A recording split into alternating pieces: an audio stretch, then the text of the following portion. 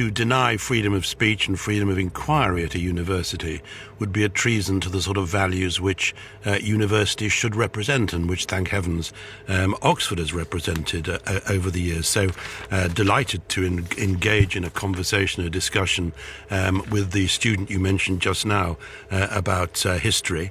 But I don't think that this issue should focus simply on Cecil Rhodes, whose endowment has produced 8,000 scholarships over the years, including scholarships for some of the greatest campaigners for against apartheid and for civil liberties. And incidentally, the Rhodes scholarships were endorsed by Nelson Mandela. He regarded Rhodes and himself as having a common cause. Nobody is talking about Mandela, Rhodes must go.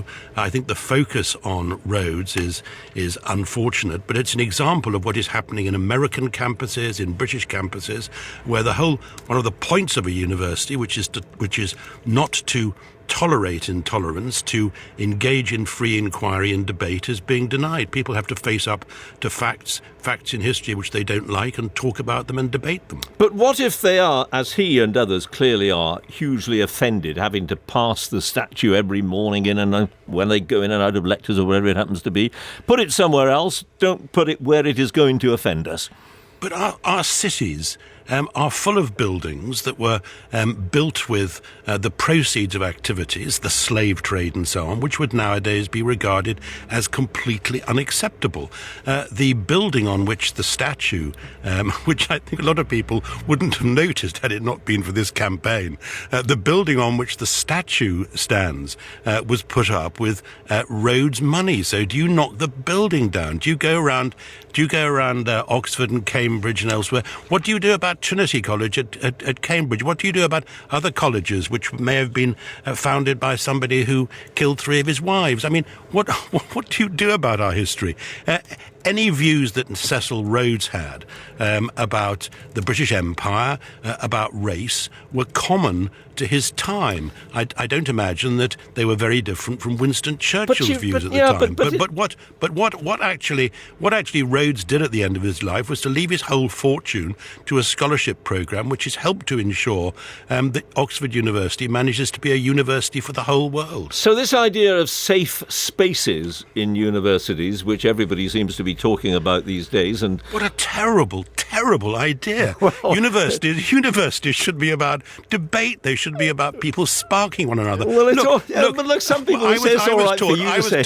I was taught by one of the greatest Marxist historians of the 20th century.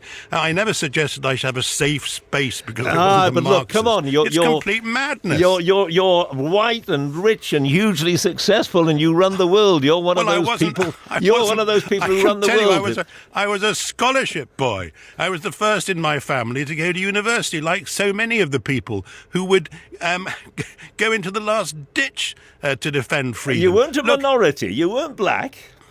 No, I was not black. I'm a grandfather to 3 wonderful mixed-race children, and I'm very proud of them. And I understand the sensitivities. I understand the importance of having more racial diversity and other sorts of diversity at university. I think that campaigns like Black Boys Can, I think some of the other campaigns trying to get more kids from a wider social background into university are really important. That's why we have the largest summer school program in Oxford to try to bring young people in. That could be regarded as patronising. No, it isn't regarded as patronising. It's in many respects trying to make up for some of the difficulties faced in secondary education and by some of the poverty of aspiration, which is inculcated into young people. Right. So you don't think they've got a point at all, then? These people who say that they really do feel threatened. They hear language that they don't like. This thing about no platforming certain people. You don't think that? Can you imagine a university where there's no platforming? I mean, a bland diet of bran to feed people. It's an absolutely terrible idea. If you want universities like that, you go to China, where they're not allowed to talk about, quote, Western values, which I regard as global values. No, that is is not the way a university should So why operate. do you think they're doing but it then? I do believe that we should discuss these issues. I believe that we should discuss in particular how to promote greater diversity, as I've said already. I think all that is up for discussion, and I'm delighted that a lot of our students, through Teach First and in other ways, are trying to open up a great university to a wider group of people. So what's going on here then, in your view? I mean, why? Because they are being listened to. Things are happening as a result of what they've been doing and saying. What's happening here? Well, I think that we're giving them the respect of listening to their views, even when we don't agree with them. But if people at a university aren't prepared to demonstrate the sort of generosity of spirit which Nelson Mandela showed towards Rhodes and towards history, if they're not prepared to embrace all those values which are contained in the most important book for any undergraduate, Karl Popper's Open Society, if they're not prepared to embrace those issues, then maybe they should think about being educated elsewhere. But I hope they'll embrace those issues and engage in a debate. Oh, educated elsewhere. You don't want them.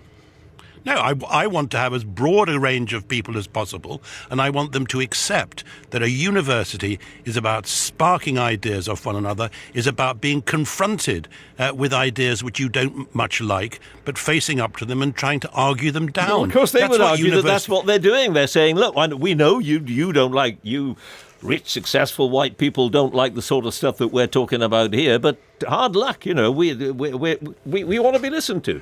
But Oxford and every university is full of people saying and arguing things which I wouldn't agree with. That's absolutely right. That's what should happen. What we shouldn't do is to deny the debate, is to insist, for example, that an Iranian feminist can't go in and speak in a university because she'll be shouted down by extremists. That's the sort of thing which has been happening, and it is wrong on our universities. It should not be allowed to happen. We should tolerate freedom of speech right across the board, freedom of inquiry.